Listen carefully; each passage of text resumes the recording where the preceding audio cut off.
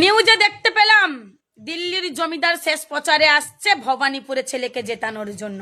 Congratulations যখন আসছেন, কিন্তু এটা যদি ভেবে আসেন যে আপনি এলে আপনার থোবড়া দেখে সবাই বিজেপি বোতামটা টিপে ভোট দেবে, সেটা কিন্তু ভুল ধারণা।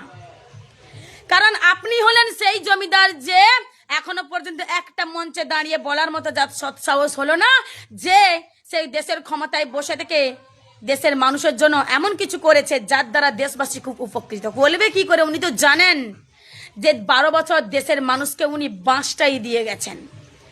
দেশবাসী এখনো পর্যন্ত বিচার পায়নি। পেহেলগাঁও, পুলওয়ামা ও জম্মু কাশ্মীরের মতো ঘটনা, দিল্লিতে বোমা বিস্ফোরণ, উত্তর প্রদেশে এত মানুষ মারা গেছে, প্লেন ঘটনা, ট্রেন দুর্ঘটনা, কিছুর বিচার পায়নি। এটা নেতাজির মাটি, ভুলে গেছেন হয়তো। আমরা এই মাটিতে উন্নয়ন দেখে ভোটটা দেব শাসক সরকারকে, থোপড়া দেখে নয়। যেমন আসছেন তেমন ফিরে যাবেন।